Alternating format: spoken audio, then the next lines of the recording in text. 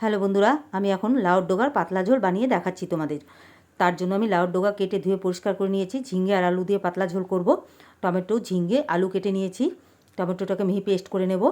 আলু ভাজা করব। আলু সরু সরু করে কেটে নিয়েছি। হলুদ আর নুন মাখিয়ে রেখেছি। চাল কুমড়ো কেটে রেখেছি। চাল কুমড়োর মধ্যে হলুদ নুন মাখিয়ে রেখেছি। চাল কুমড়ো প্লেন ভাজা করব। দেখো, আলুর মধ্যে হলুদ নুন মাখিয়ে রেখেছি। চাল কুমড়োর মধ্যেও হলুদ নুন মাখিয়ে রেখেছি। করলা আলু নিয়েছি, সেদ্ধ করব। এবারে প্রথমে আলু ভাজা করে দেখাচ্ছি। তার জন্য কড়াইতে সরষের তেল গরম করে শুকনো লঙ্কা এবং পাঁচফোড়ন ফোড়ন দিলাম। ফোড়নটা একটু ভেজে নিয়ে আলুগুলো দিয়ে দেবো। পাঁচফোড়ন দিয়ে এভাবে একবার আলু ভেজে খেয়ে দেখবে, খেতে অসাধারণ লাগে। ফোড়নটা ভাজা হয়ে গেছে, আলুগুলো দিয়ে দিচ্ছি।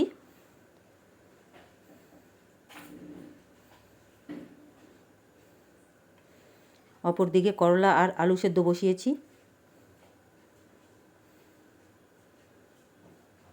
আলু ভাজা হয়ে গেছে, তুলে নেব। এবারে চাল কুমড়োগুলোকে ভেজে নেব।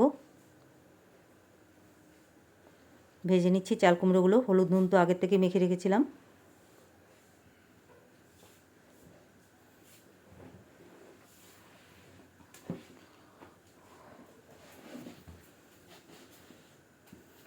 ভাজা হয়ে গেছে চাল কুমড়োগুলো, তুলে নিলাম। এবারে লাউর ডোগার পাতলা ঝোল বানানোর জন্য আলু ভেজে নিচ্ছি। প্রথমে আলু ভাজা হয়ে গেছে, ফোড়নে দিচ্ছি শুকনো লঙ্কা এবং পাঁচফোড়ন। ফোড়নটা ভেজে নিয়ে ঝিঙেগুলো দিয়ে দেবো।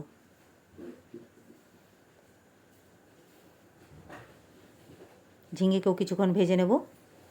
ভাজা হয়ে গেছে। এবারে টমেটো পেস্ট এবং চেরা কাঁচা লঙ্কা দিয়ে দিলাম। সামান্য একটু জিরে গুঁড়ো, আন্দাজ মতো হলুদ গুঁড়ো, স্বাদ মতো নুন। এখন খুব ভালোভাবে মিলিয়ে নিয়ে কষিয়ে নেব। আর কোনো মশলাই দেব না।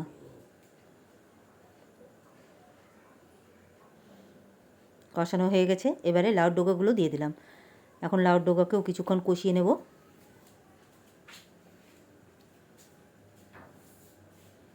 মিলিয়ে নিচ্ছি। দেখো, কষানো হয়ে গেছে। লাউর ডোগা, আলু, ঝিঙে খুব ভালোভাবে সেদ্ধ হয়ে গেছে। এবারে গরম জল দিয়ে দিচ্ছি।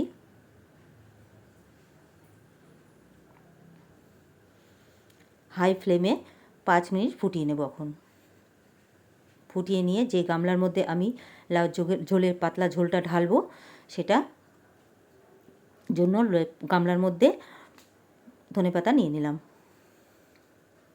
এখন ঢেলে দেবো। দেখো, ঢেলে দিলাম। এবার ঢাকা দিয়ে দেবো যতক্ষণ না পরিবেশন করছি, তাহলে ধনেপাতার গন্ধটা খুব ভালোভাবে মিশে যাবে। দেখো, ঢেকে দিয়েছি। করলা আলু সেদ্ধ মাখা হয়ে গেছে। নুন, কাঁচা লঙ্কা এবং সরষের তেল দিয়ে মেখে নিয়েছি। এখন গরম গরম পরিবেশন করে দিচ্ছি। কেমন লাগলো ভিডিওটা অবশ্যই কমেন্ট দ্বারা জানাবে। ভালো লাগলে লাইক, শেয়ার, কমেন্ট এবং সাবস্ক্রাইব দিয়ে পাশে থেকো।